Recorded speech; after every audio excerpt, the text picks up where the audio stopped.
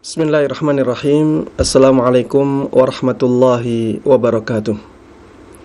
Innal hamdalillah nahmaduhu wa nasta'inuhu wa nastaghfiruh wa na'udzu billahi min shururi anfusina wa min sayyiati a'malina.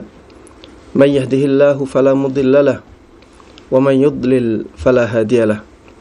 Wa asyhadu an la ilaha illallah wahdahu la syarika lah wa asyhadu anna Muhammadan 'abduhu wa rasuluh. Ya ayyuhalladzina amanu ittaqullaha haqqa tuqatih wa la tamutunna illa wa antum muslimun. Amma ba'd, fa inna asdaqal hadithi kitabullah wa khairal huda huda Muhammadin sallallahu alaihi wasallam wa syarral umuri muhdatsatuha fa inna kulla muhdatsatin bid'ah wa kulla bid'atin dhalalah. Para jemaah sekalian, kaum muslimin dan kaum muslimat dimanapun Anda berada, khususnya para pemirsa Roja TV dan para pendengar Radio Roja, rahimani wa rahimakumullah. Semoga Allah subhanahu wa ta'ala memberikan rahmatnya kepada kita semuanya. Alhamdulillah, pada kesempatan yang berbahagia ini kita bisa bertemu kembali dalam kajian ilmiah yang membahas tentang fikih ibadah.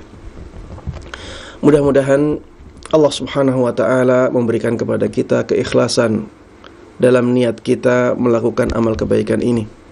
Dan mudah-mudahan dengan keikhlasan tersebut Allah subhanahu wa ta'ala memberikan kepada kita ilmu yang bermanfaat, ilmu yang Allah berkahi, ilmu yang bisa memuliakan kita di dunia ini dan di akhirat nanti. Salawat dan salam semoga selalu terlimpahkan kepada Nabi yang sangat kita cintai, Nabi yang sangat kita junjung tinggi, Nabi yang selalu kita taati, kita teladani, Nabi yang selalu kita percayai, Nabi Agung Muhammad sallallahu alaihi wasallam. Mudah-mudahan salawat dan salam tersebut juga terlimpahkan kepada seluruh keluarga beliau, seluruh sahabat beliau, dan seluruh kaum muslimin yang mengikuti beliau dan para sahabatnya dengan baik hingga hari akhir nanti. Ikhwati wa akhwati fillah, rahimani wa rahimakumullah. Melanjutkan pembahasan yang sebelumnya, yaitu tentang najis, ya. Kita sudah sampai pada pembahasan najis, bahwa yang dimaksud dengan najis adalah sesuatu yang dipandang kotor atau menjijikkan oleh syariat Islam, ya. Najis adalah sesuatu yang dipandang kotor atau menjijikkan oleh syariat Islam. Dan ini menunjukkan, ya, bahwa pada asalnya segala sesuatu itu hukumnya suci. Pada asalnya segala sesuatu itu hukumnya suci. Ketika ada dalil yang menunjukkan bahwa itu najis, maka kita memberikan hukum najis kepada sesuatu tersebut. Saya ulangi, karena ini kaidah yang paling mendasar dalam masalah najis dan suci. Najis dan sucinya sesuatu. Segala sesuatu itu hukumnya suci, sampai ada dalil yang menunjukkan bahwa sesuatu itu najis. Sampai bisa dibuktikan bahwa sesuatu itu najis, maka kita baru menghukuminya dengan najis. Makanya tidak perlu kita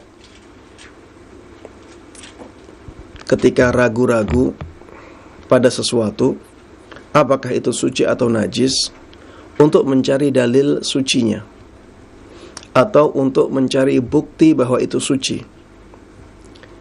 Yang perlu kita lakukan adalah mencari dalil apakah itu najis, mencari bukti apakah itu sudah najis. Ini yang harusnya kita lakukan, karena pada asalnya segala sesuatu itu suci. Sama dengan masalah muamalah, ya. Masalah muamalah dikatakan oleh para ulama, al-aslu fil muamalat al-hillu wal ibahah. Pada asalnya masalah-masalah dan dalam muamalah itu dibolehkan sampai ada dalil yang menunjukkan bahwa itu haram. Makanya untuk menghalalkan muamalah, ya sebenarnya tidak perlu dalil. Tapi untuk mengharamkannya kita perlu dalil. Dalam masalah suci dan najis juga demikian. Pada asalnya segala sesuatu itu suci sampai ada dalil yang menunjukkan bahwa sesuatu itu najis. Makanya untuk menghukumi bahwa itu suci, kita tidak perlu dalil yang khusus tentang sucinya sesuatu tersebut. Yang kita perlukan untuk mengatakan yang kita memerlukan dalil ya adalah ketika kita mengatakan bahwa sesuatu itu najis. Makanya yang perlu dibahas di sini adalah mengetahui apa saja yang najis sebagaimana ditunjukkan di dalam dalil. Apa saja yang najis sebagaimana ditunjukkan di dalam dalil. Taib. Ada banyak hal yang ditunjukkan oleh dalil bahwa itu najis. Di antaranya yang pertama adalah ghaitul insan wa bauluhu. Ya, kotoran manusia. Baik yang keluar dari belakang maupun yang keluar dari jalan depan. Ya. BAB-nya atau BAK-nya, buang air kecil, ya, air seninya. Air seni ataupun ya kotoran yang keluar dari belakang. Ini sesuatu yang najis. Dalilnya adalah banyak hadis yang menunjukkan perintah untuk beristinja. Dalilnya adalah semua dalil yang menunjukkan tentang perintah untuk beristinja. Istinja itu perintah untuk mensucikan kotoran-kotoran yang keluar dari depan atau dari belakang. Ada banyak dalil yang menunjukkan perintah beristinja ini. Intinya adalah perintah untuk membersihkan kotoran yang keluar dari jalan depan ataupun yang keluar dari jalan belakang.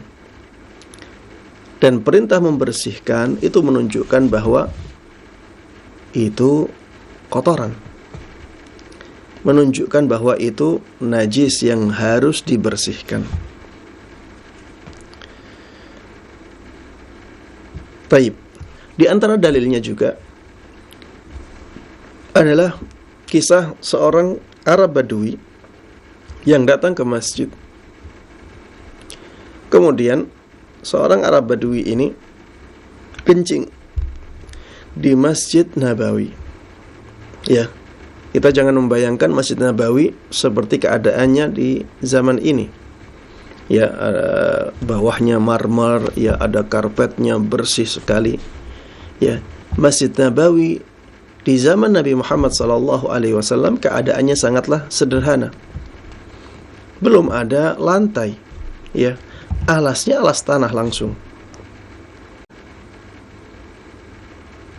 Sebagaimana tempat-tempat yang lain. Datanglah seorang Arab Badui ini ke Masjid Nabawi. Kemudian kencing di Masjid Nabawi. Maka sebagian sahabat Nabi ada yang ingin mencegahnya, tapi sudah terlanjur kencing. Maka Rasulullah SAW mengatakan, "Da'u." Biarkan dia kencing. Biarkan dia selesai dari kencingnya. Kemudian setelah Arab Badui ini menyelesaikan kencingnya di Masjid Nabawi, maka Rasulullah sallallahu alaihi wasallam meminta seember air. Kemudian beliau menyiramkan seember air tersebut ke bekas tempat kencingnya orang Arab Badui itu. Dari sini kita bisa memahami bahwa kencing itu najis. Seandainya tidak najis, maka para sahabat tidak mungkin mencegah Arab Badui ini untuk kencing di masjid. Kemudian seandainya tidak najis, maka tidak perlu Rasulullah sallallahu alaihi wasallam membasuh atau mengguyur bekas tempat air kencing tersebut dengan air. Kemudian di antara dalil yang menunjukkan bahwa kotoran manusia itu najis adalah ijma' para ulama. Jadi para ulama telah berijma' bahwa kotoran manusia, baik yang keluar dari belakang ataupun yang keluar dari depan, itu najis. Ulama telah sepakat dalam masalah ini. Ulama telah berijma' dalam masalah ini. Sehingga ini menjadi dalil akan najisnya kotoran manusia. Kemudian yang kedua adalah damul haid. Yang kedua adalah damul haid atau darah haid. Darah haid ini najis. Dalilnya adalah hadis Asma binti Abi Bakar.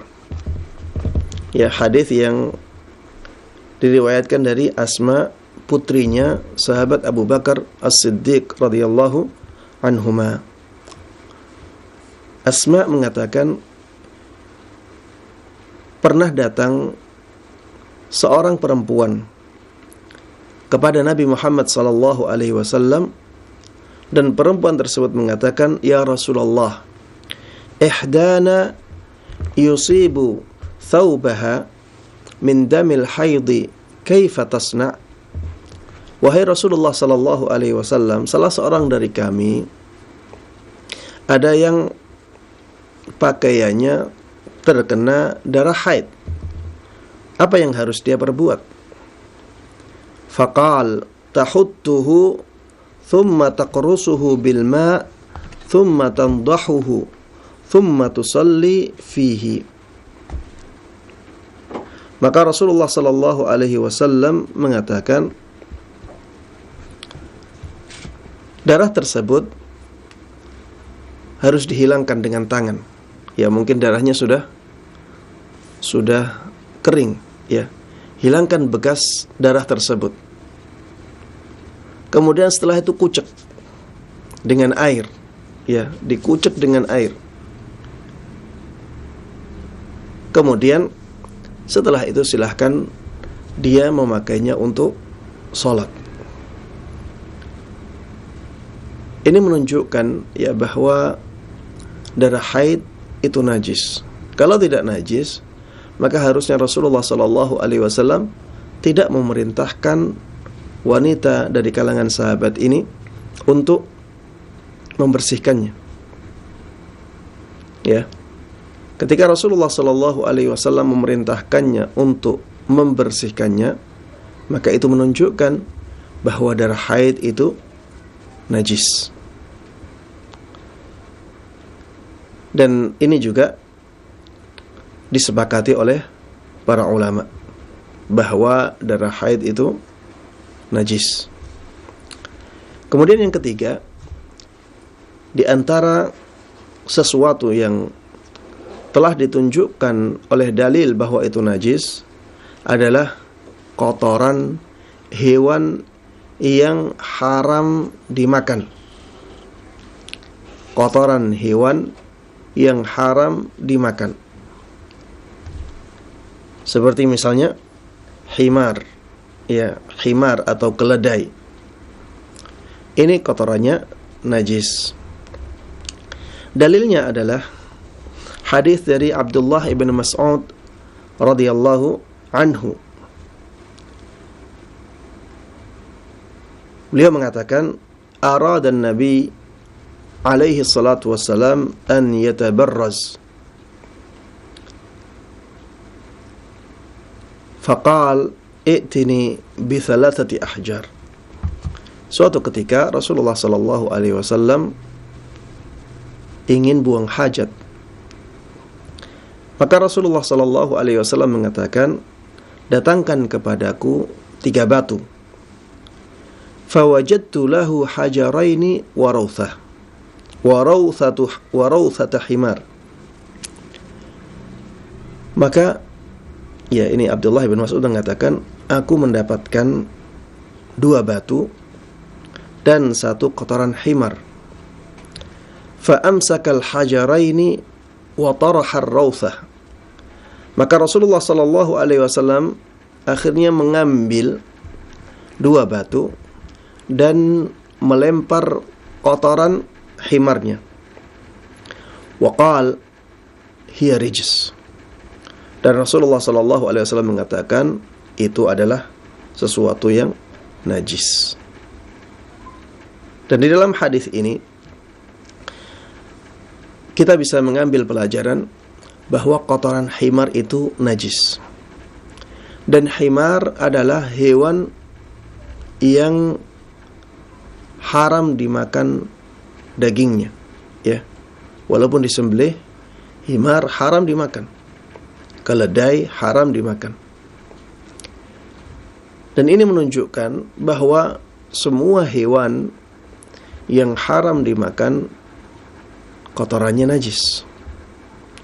Semua hewan yang haram dimakan kotorannya najis dikiaskan kepada himar, dikiaskan kepada keledai.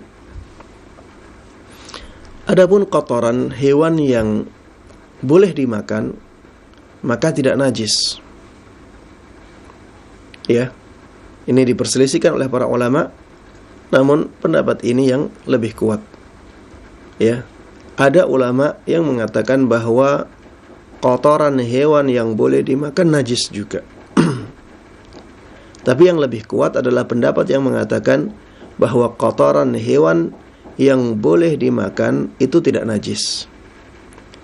Perkataan tidak najis bukan berarti boleh dimakan. Ya. Perkataan tidak najis bukan berarti boleh dimakan. Tapi maksudnya tidak najis berarti dia suci. Ya. Tidak harus dibersihkan ketika kita akan melakukan sholat. Tidak menghalangi seseorang untuk menggunakan pakaian yang terkena kotoran hewan yang boleh dimakan untuk menggunakannya di dalam sholatnya. Ya. Contohnya seperti kotoran kambing. Ya. Kotoran kambing ini tidak dikatakan najis. Kenapa demikian? Karena Rasulullah sallallahu alaihi wasallam dahulu memerintahkan sebagian sahabatnya untuk sholat di kandang kambing. Dan Rasulullah sallallahu alaihi wasallam ketika memerintahkannya, beliau tidak merinci dengan mengatakan misalnya dengan syarat kandang kambing itu suci atau bersih dari kotoran kambing. Tidak memberikan syarat seperti ini sama sekali. Sehingga ada kotoran atau tidak ada, maka hukumnya sama. Karena Rasulullah sallallahu alaihi wasallam mengglobalkan perintahnya. Baik di kandang tersebut ada kotorannya ataukah tidak. Rasulullah mengatakan, "Salatlah kalian di kandang kambing." Dan biasanya kandang kambing itu ya tidak bersih dari kotoran kambing. Biasanya kandang kambing itu ya ada kotoran kambingnya. Dalil yang kedua adalah kenyataan bahwa Rasulullah sallallahu alaihi wasallam pernah memerintahkan sebagian sahabatnya untuk meminum air seninya onta. Rasulullah sallallahu alaihi wasallam pernah memerintahkan sebagian sahabatnya untuk meminum air seninya onta. Dan ini dalam hadis yang sahih. Mereka sakit, kemudian Rasulullah sallallahu alaihi wasallam memerintahkan mereka untuk meminum air seninya onta. Ini menunjukkan bahwa air seninya onta itu suci. Kambing kotorannya suci. Kemudian onta kencingnya suci. Kemudian para ulama mengatakan, ya, yang berpendapat dengan pendapat ini mengatakan berarti semua kotoran dari hewan yang boleh dimakan hukumnya sama. Sebagaimana tadi pada masalah kotoran keledai. Ketika kotoran keledai itu najis dan keledai itu haram, maka semua kotoran hewan yang haram dimakan juga najis. Ya. Intinya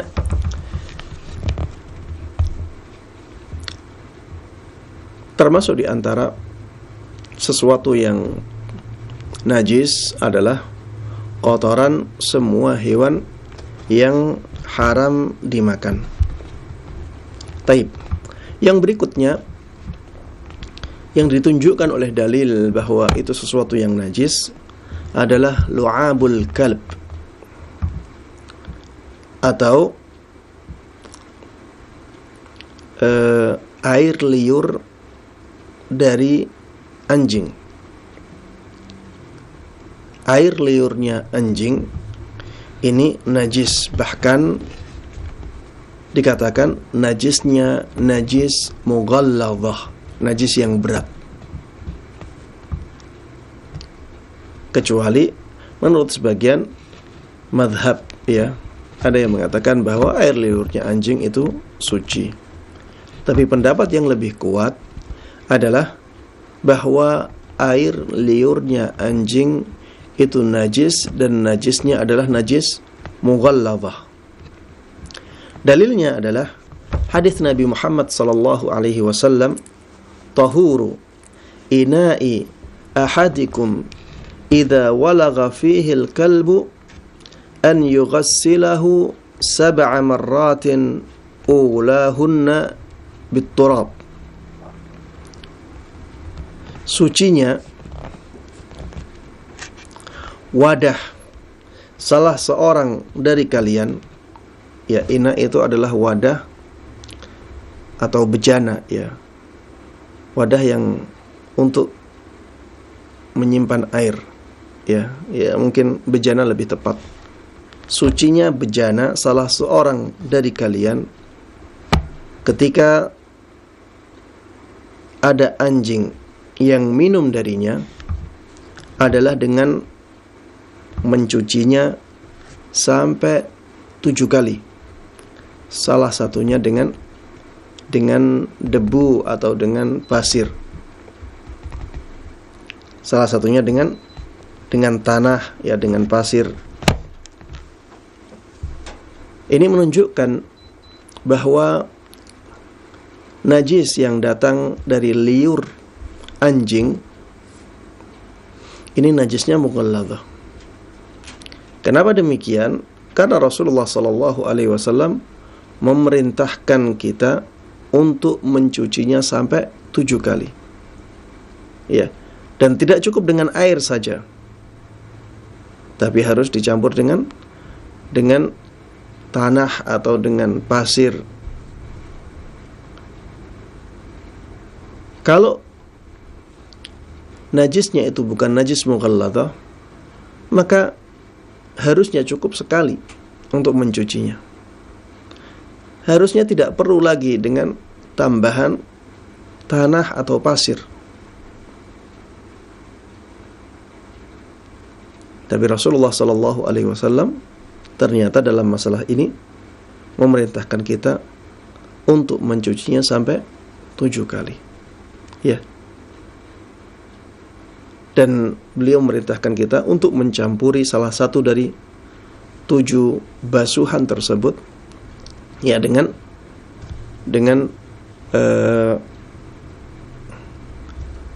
tanah atau dengan pasir. Di sini dikatakan ulahunna biturab. Cucian pertama dengan turab, dengan tanah atau pasir. Taib.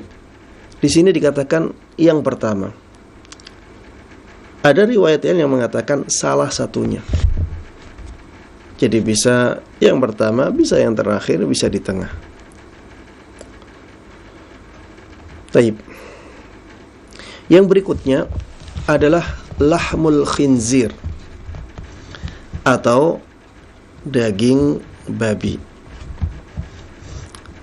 Daging babi ini najis. Daging babi ini najis. Apa dalil yang menunjukkan bahwa daging babi itu najis? Dalilnya adalah firman Allah Subhanahu wa taala, fa innahu rijsun, bahwa sesungguhnya daging babi itu najis.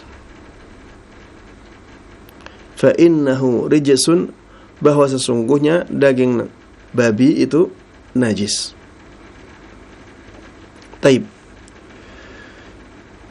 Kalau daging babi itu najis, berarti daging babi itu tidak boleh dimakan. Dan ini sebuah konsekuensi. Karena najis itu sesuatu yang dianggap kotor oleh syariat Islam. Sesuatu yang dianggap menjijikkan oleh syariat Islam. Sehingga kita bisa simpulkan bahwa semua yang najis itu haram dimakan. Tapi tidak sebaliknya. Tidak sebaliknya. Tidak semua yang haram dimakan berarti najis. Ya, diingat-ingat ya kaidah ini. Semua yang najis itu diharamkan untuk dimakan. Tidak sebaliknya. Tidak semua yang haram dimakan itu najis. Ya, misalnya saya contohkan tadi damul haid. Darah haid dikatakan najis, berarti darah haid tidak boleh diminum. Haram untuk diminum. Seperti misalnya ada air yang tercampur air liurnya anjing, maka air tersebut menjadi najis. Ketika dia airnya jadi najis, berarti haram untuk diminum. Dan begitu seterusnya. Semua yang najis itu diharamkan untuk dimakan atau diminum. Tidak sebaliknya. Tidak semua yang haram dimakan atau diminum itu najis. Seperti misalnya racun. Racun itu haram dimakan. Tapi sebab haramnya bukan karena kenajisannya. Sebab haramnya karena dia membahayakan manusia.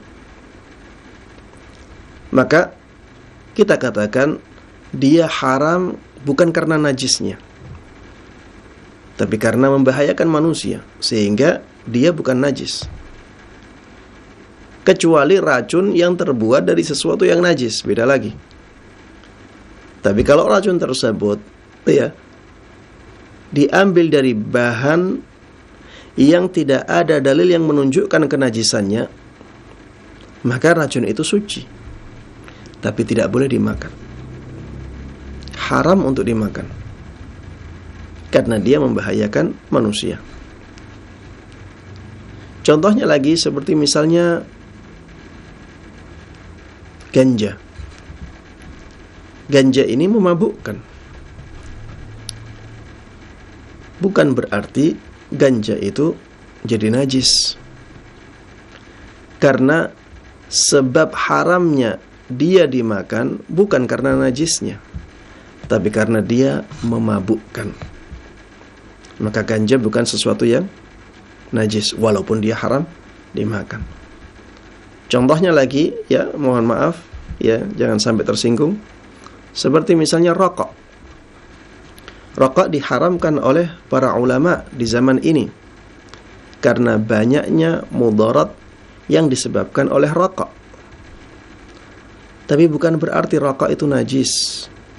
Karena sebab diharamkannya rokok bukanlah karena kenajisannya, tapi karena dia membahayakan manusia. Ya, ini bisa dicontohkan dalam banyak contoh, ya. Yang jelas tadi kaedahnya kita harus tahu bahwa semua yang najis itu haram dimakan. Tapi tidak semua yang haram dimakan itu najis. Yang selanjutnya yang merupakan sesuatu yang najis adalah bangkai. Bangkai ini sesuatu yang najis. Dalilnya adalah hadis Nabi Muhammad sallallahu alaihi wasallam, "Idza dubighal ihabu faqad tahur." Apabila kulit disamak, maka dia menjadi suci.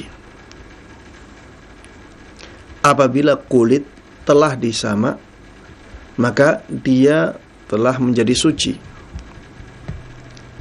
Ini menunjukkan bahwa kulit sebelum disamak itu najis. Ini menunjukkan bahwa kulit sebelum disamak itu najis. Makanya dikatakan kalau yang najis itu telah disamak, maka dia menjadi suci. Kalau kulit bangkai itu najis, maka berarti semua bagian bangkai itu najis. Semua bagian bangkai itu najis. Ya, seperti misalnya dagingnya. Ya, itu najis. Jeroannya itu najis.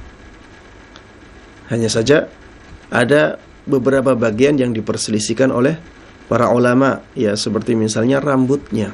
Apakah rambutnya bangkai itu najis ataukah tidak? Ini diperselisihkan oleh para ulama. Begitu pula tulangnya. Tulang bangkai itu najis ataukah tidak? Ini juga diperselisihkan oleh para ulama. Tapi yang berhubungan dengan kulitnya, yang berhubungan dengan dagingnya, berhubungan dengan jeroannya, maka para ulama sepakat, para ulama ijma' bahwa itu semuanya najis, ya. Yang dikecualikan tadi, ya, seperti rambut, ya, kuku, kemudian tulang, ya, ini diperselisihkan oleh para ulama tentang kenajisannya. Kenapa mereka berselisih? Karena mereka melihat bahwa seperti tulang itu dia tidak ada, dia kering, ya, tidak ada sesuatu yang basah pada tulang itu. Begitu pula rambut, ya, dia tidak ada sesuatu yang basah seperti daging pada rambut tersebut. Mereka berpendapat bahwa yang demikian itu suci. Kenapa demikian? Karena kulit kalau disamak itu yang dihilangkan adalah daging-daging yang basah. Ketika daging-daging yang basah itu hilang, kulitnya menjadi suci. Begitu pula dengan tulang. Tulang dihukumi suci karena sudah tidak ada lagi kulit-kulitnya itu. Seperti kulit yang disamak. Tulangnya suci karena tulang itu tanpa disamak sudah bisa bersih. Sedangkan kulit harus disamak Karena tanpa disamak kulit itu tidak bisa bersih dari kotoran-kotoran yang melengket padanya. Begitu pula dengan rambut. Tanpa disamak dia sudah suci dari kotoran-kotoran itu yang melekat ya pada daging. Yang melekat pada kulit. Tidak perlu kita membersihkan rambutnya bangkai, karena memang tidak ada kotoran yang melekat di situ. Maka para ulama di sinilah mereka berbeda pendapat, ada yang menajiskannya, ada yang tidak menajiskannya. Baik. Intinya pembahasan kita pada masalah kulit ya, pada masalah kulit, bahwa kulit dari bangkai itu najis. Maka semua yang berhubungan dengan bangkai dihukumi najis, kecuali yang saya sebutkan tadi. Baik. Apakah semua bangkai itu najis? Apakah semua jenis bangkai itu najis? Kata para ulama, pada asalnya semua bangkai itu najis, kecuali yang dikecualikan oleh dalil. Kecuali yang ditunjukkan oleh dalil bahwa bangkai itu suci. Dan ada beberapa dalil yang menunjukkan bahwa sebagian bangkai itu suci. Seperti misalnya bangkai ikan. Ya. Bangkai ikan itu suci. Coba bayangkan kalau bangkai ikan itu najis ya. Betapa sulitnya kita memakan ikan. Ya. Di pasar-pasar ikan-ikan mati tanpa disembelih. Sebenarnya bangkai dia. Tapi alhamdulillah syariat Islam adalah syariat yang di dalamnya ada banyak rahmat Allah Subhanahu wa taala. Ya. Bukti kasih sayang Allah Subhanahu wa taala kepada hambanya banyak terdapat pada ajaran-ajaran syariat ini. Ya, bangkai ikan itu suci. Baik ikan tersebut hidupnya di air tawar ataupun di laut ya. Tapi itu semuanya dihukumi suci. Begitu pula belalang. Daging belalang ya. Mungkin sekarang orang itu heran kenapa belalang dibahas ya. Apakah ada orang yang makan belalang? Kita katakan ada ya, apalagi di zaman dulu ya, ada sebagian athar dari salah seorang sahabat dalam sebuah perangnya, mereka tidaklah memakan kecuali dari belalang. Subhanallah. Inilah kesederhanaan orang di zaman dahulu, kadang tidak terpikirkan di alam pikiran kita karena keadaannya yang sudah sangat jauh berbeda. Intinya bangkai belalang ini juga dihalalkan. Dua bangkai ini dihalalkan dalam hadis khusus yang disebutkan oleh Nabi kita Muhammad sallallahu alaihi wasallam, "Uhilla lana maitatani wa daman." Dihalalkan untuk kami dua bangkai dan dua darah.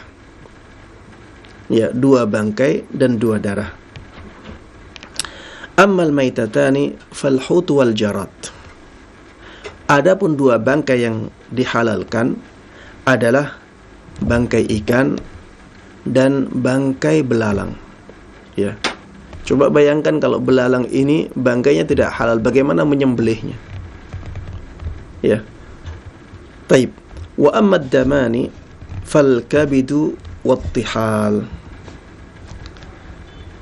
Adapun dua darah tersebut adalah kabid dan at-tihal. Kabid itu liver ya. Kabid itu liver, sedangkan at-tihal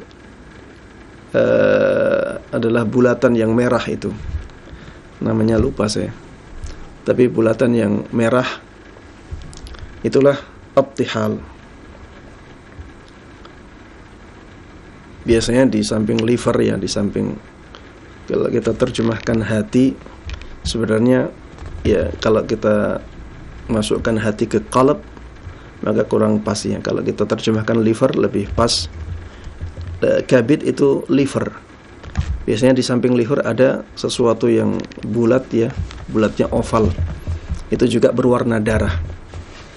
Itulah tihal.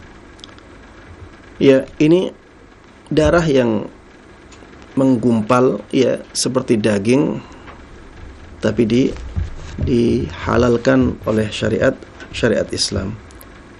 Kemudian ada juga bangkai yang tidak najis selain itu, yaitu bangkai yang tidak ada darah mengalirnya padanya, bangkai hewan yang tidak terlihat ada darah mengalir pada hewan tersebut. Seperti misalnya dzubab atau lalat, an-nahl ya, lebah, an-naml yaitu semut, kemudian seperti kupu-kupu. Jadi sebenarnya kalau menurut ilmu pengetahuan ada darah di situ, tapi bukan darah merah, ya, dan tidak terlihat ada darah yang mengalir ya secara penglihatan kasat mata, secara penglihatan sederhana, tidak ada darah yang mengalir pada hewan-hewan yang seperti ini. Pada hewan-hewan yang seperti ini, para ulama mengatakan bahwa bangkainya dianggap suci. Dalilnya adalah hadis Nabi Muhammad sallallahu alaihi wasallam, "Idza waqa'a adz-dzubabu fi ina'i ahadikum falyaghmishu kulluhu aw liyatrahah. Fa inna fi ahadi janahihi da' wa fil akhari shifa." Apabila ada lalat yang jatuh di tempat minuman salah seorang dari kalian, maka silahkan dia menenggelamkan lalatnya. Kalau lalat jatuh di tempat minuman salah seorang dari kalian, maka tenggelamkan dia, atau kalau tidak mau ya, buang saja minuman itu. Karena di salah satu sayap dari lalat tersebut ada penyakitnya. Di sayap yang lain ada obatnya. Di sini dari mana para ulama mengatakan bahwa bangkai lalat itu tidak najis? Karena Rasulullah SAW memerintahkan untuk menenggelamkan. Dan kalau ditenggelamkan berarti ya akan tercampur di situ antara bangkainya dengan minumannya. Taib, Ustadz, kan tidak disebutkan bangkai. Dari mana kita memahami bahwa bangkainya juga suci atau tidak najis? Kita katakan Rasulullah Shallallahu Alaihi Wasallam di sini tidak merinci. Rasulullah tidak merinci dengan mengatakan apabila lalatnya masih hidup maka masukkan. Rasulullah tidak mengatakan demikian. Rasulullah mengatakan apabila ada lalat yang jatuh di tempat minuman kalian, maka masukkan dia sekalian. Atau kalau tidak mau, ya buang minuman itu. Dan di sini ya ada kemungkinan lalatnya masih hidup, ada kemungkinan lalatnya sudah mati. Rasulullah tidak memperinci, berarti Rasulullah mengglobalkan. Berarti Rasulullah SAW membicarakan semua keadaan. Baik keadaannya dia masih hidup ataupun sudah mati, sama saja hukumnya. Silahkan ditenggelamkan. Dan ini menunjukkan bahwa bangkai dari lalat itu suci. Taib. Sehingga para ulama akhirnya mengkiaskan hewan-hewan lain yang seperti lalat ya dengan hukumnya lalat. Dan mereka mengambil illah, yaitu karena lalat tidak ada darah yang mengalir padanya. Maka semua hewan yang tidak ada darah yang mengalir padanya, ya, dalam pandangan sekilas, ya, maka hukumnya menjadi seperti lalat, ya. Seperti tadi semut, ya, seperti lebah, seperti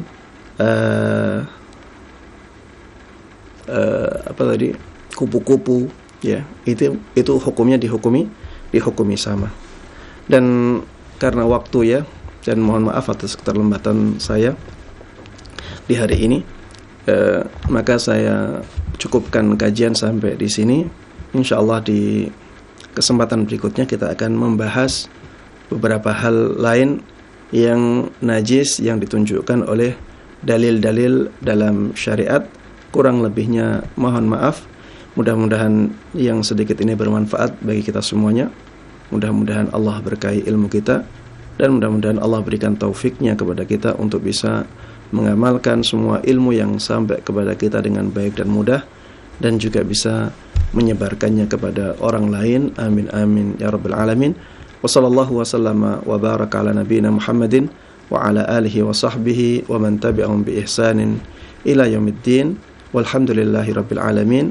Wassalamualaikum warahmatullahi wabarakatuh.